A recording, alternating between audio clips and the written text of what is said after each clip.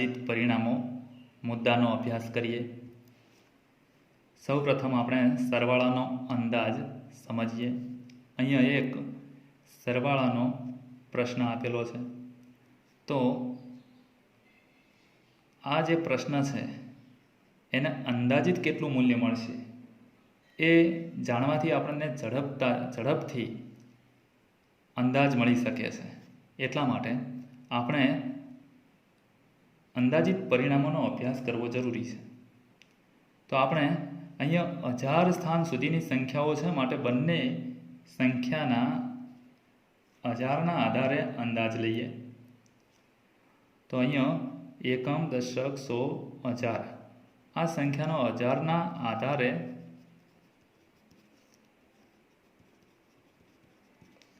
અંદાજ લઈએ તો શું થશે? 1000ના આધારે અંદાજ 1000ના સ્થાને 2 છે, એની જમણી બાજુનો અંક 9 છે, તો એ 5થી મોટો હોવાથી આગળની સંખ્યામાં 1 ઉમેરાશે, એટલે 2 + 1 એટલે 3 થશે। તો 2ના સ્થાને 3 અને એ 1000ના સ્થાનના અંકના જમણી બાજુના અંકોની જગ્યાએ 0 મૂકીશું, તો 1000ના આધારે અંદાજ 13000 થશે। આ નીચેની સંખ્યામાં પણ આપણે 1000ના આધારે અંદાજ લઈશું।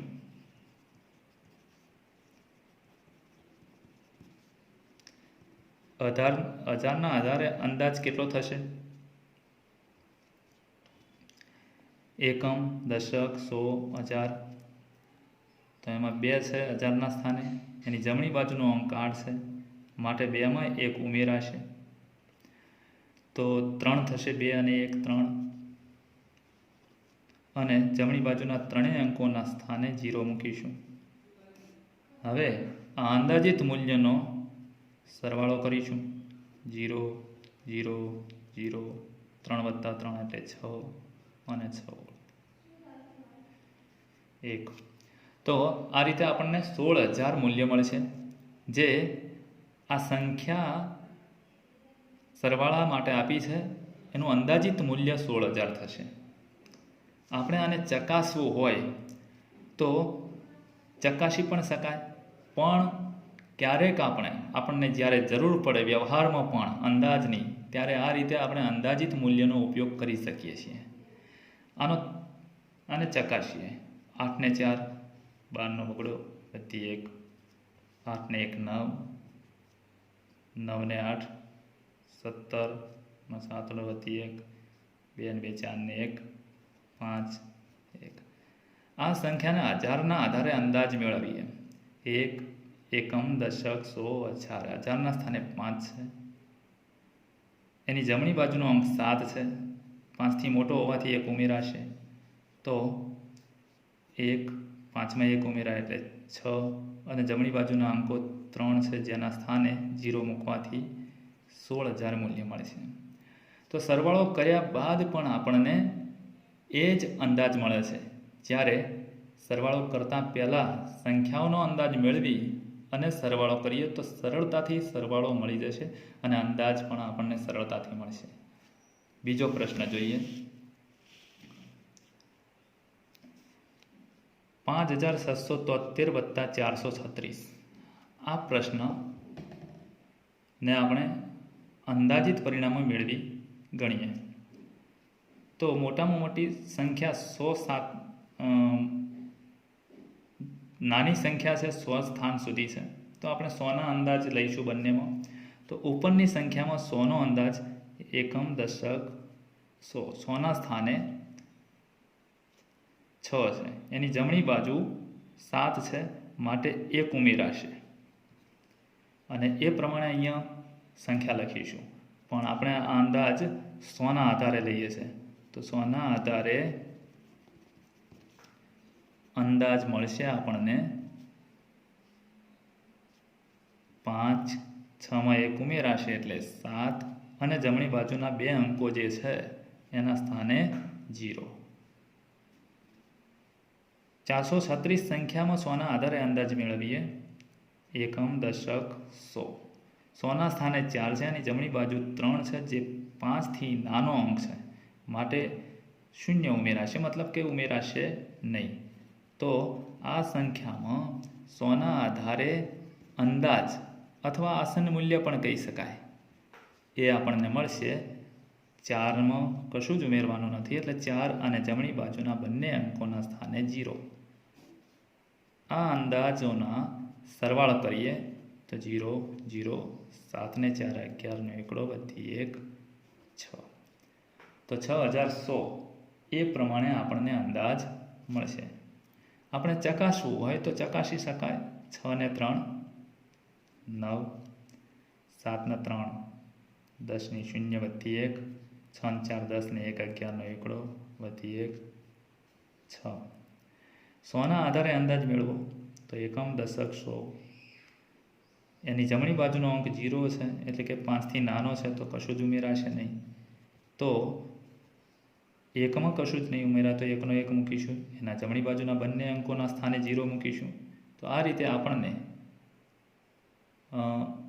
બંને જવાબ સમાન મળે છે, પરંતુ આપણને ઝડપથી અંદાજ મેળવવા માટે આ અલગ અલગ સંખ્યાઓના અંદાજ મેળવીને સરવાળો કરવાથી મળશે.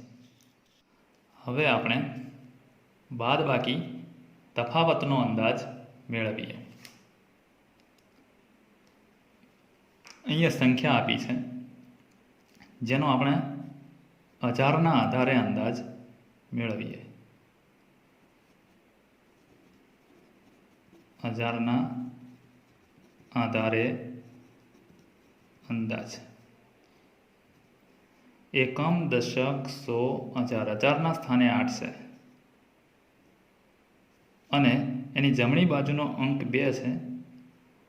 5થી નાનો હોવાથી 8માં 0 ઉમેરાશે, મતલબ કે કશું જ ઉમેરાશે નહીં. તો 8ના 8, એની આગળ 2 છે જે એમના મૂકવાના. 8ની જમણી બાજુના અંકો ના સ્થાને 0 મૂકીશું. નીચેની સંખ્યા જે છે 21,496, એમાં પણ હજારના આધારે અંદાજ મેળવીએ. એકમ, દશક, સો, હજાર. હજારના સ્થાને 1 છે, 1ની જમણી બાજુ 4 છે, જે 5થી નાનો અંક છે, માટે 1માં કશું જ ઉમેરાશે નહીં. એની ડાબી બાજુ 2 છે, જે તેમના તેમ, અને જમણી બાજુના અંકોના સ્થાને 0. આ અંદાજોનો તફાવત લઈએ. 0 0 0, 8માંથી 1 જાય તો 7, અને આ 0. 7000 અંદાજ મળ્યો. ખૂબ જ સરળતાથી આપણને બાદબાકી કરી શકાય છે.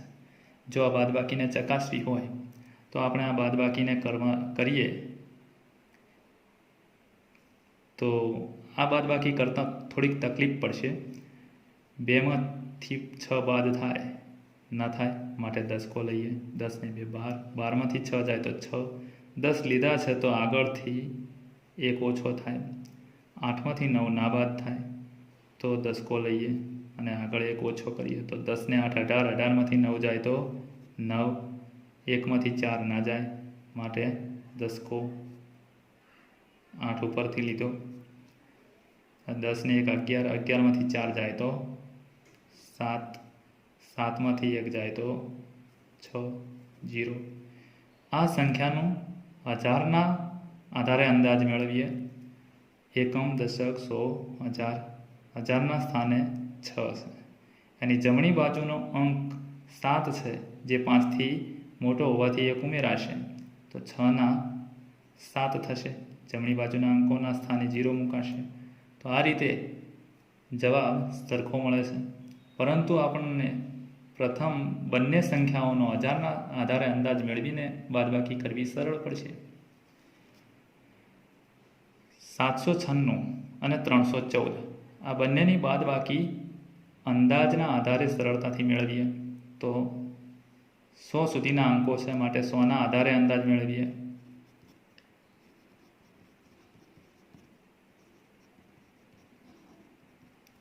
એકમ, દશક, સો.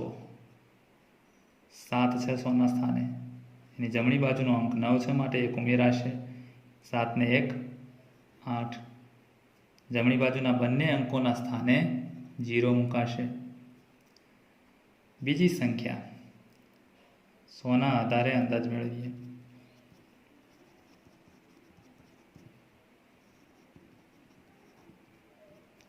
એકમ, દશક, 100 100 ના સ્થાને 3 છે, જમણી બાજુ 1 છે જે 5 થી નાનો હોવાથી 3માં કોઈ જ સંખ્યા ઉમેરાશે નહીં, માટે 3 ના 3 જમણી બાજુના બંને અંકોના સ્થાને 0 મૂકાશે અને આ અંદાજોની બાદબાકી કરીએ। 0 0 8માંથી 3 જાય તો 5 500 મળશે। આપણે ચકાસીએ। 6માંથી 4 જાય તો 2 થશે, 9માંથી 1 જાય તો 8, 7માંથી 3 જાય તો 4। આ સંખ્યાનો 100 ના આધારે અંદાજ મેળવીએ। એકમ, દશક, 100 જમણી બાજુનો અંક છે 8, તો 5 થી મોટો હોવાથી 1 ઉમેરીએ આમાં, 4 ને 1 5 અને બંને અંકોના સ્થાને 0, જવાબ સમાન મળે છે। વધુ સરળ આ જવાબ મેળવવો રહેશે। એટલે આપણે દરેક સંખ્યાનો અંદાજ મેળવીને બાદબાકી કરી અને જવાબ મેળવીશું। ગુણાકારનો અંદાજ મેળવીશું। સંખ્યા આપી છે 9250 ગુણ્યા 29, તો આ સંખ્યાનો આપણે અંદાજ મેળવીએ તો સંખ્યા 92050માં 4 અંકો આપેલા છે, માટે છેલ્લા અંક સુધીનું આપણે અંદાજ મેળવીશું। એકમ, દશક, 100 1000। 9 ની જમણી બાજુ 2 છે, માટે આપણે 9માં એક પણ સંખ્યા ઉમેરાશે નહીં, એટલે 9 ના 9 આ 1000ના સ્થાનના આધારે 1000ના આધારે અંદાજ મેળવ્યો, જે આપણને મળ્યો 9માં કશું જ ન ઉમેરતા 9 જમણી બાજુના ત્રણેય સંખ્યાઓના સ્થાને 0। અહીંયા 2 અંકો છે, માટે એકમ અને દશકના સ્થાનના આધારે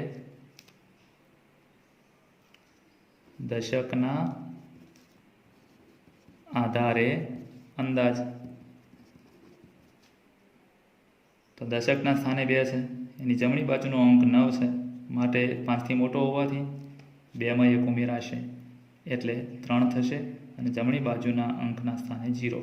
આ બંનેનો ગુણાકાર 9 તરી 27 અને 3 શૂન્ય 1 શૂન્ય કુલ 4 શૂન્ય મૂકી દેવાથી ગુણાકાર મળી જશે। એ જ પ્રમાણે એક બીજો દાખલો આપણે જોઈએ। 5281 ગુણ્યા 3491। આ બંનેમાં 4 અંકો છે, માટે આપણે છેલ્લા અંકનું અંદાજ મેળવીશું, એટલે કે 1000ના આધારે અંદાજ। તો અહીંયા 1000ના આધારે અંદાજ મળશે।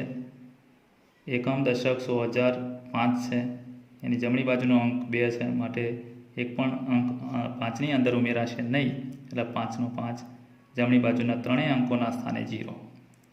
નીચેની સંખ્યા પણ 4 અંકોની બનેલી છે, માટે 1000ના આધારે અંદાજ મેળવીએ। એકમ, દશક, 100 1000 1000ના સ્થાને 3 છે, જમણી બાજુનો અંક 4 છે, જે 5 થી નાનો હોવાથી અંકમાં એક પણ અંક ઉમેરાશે નહીં, તો 3 ના 3 જમણી બાજુના ત્રણેય અંકોના સ્થાને 0। આ બંને સંખ્યાનો ગુણાકાર કરીએ તો 5 તરી 15 અને 3 અને 3 શૂન્ય ટોટલ 6 શૂન્ય થશે, તો આપણને જવાબ મળશે 1,50,00,000 જે અંદાજ મળશે। તો આ રીતે આપણે સરળતાથી અંદાજ મેળવીને આપણું કાર્યને સરળ બનાવી શકીએ।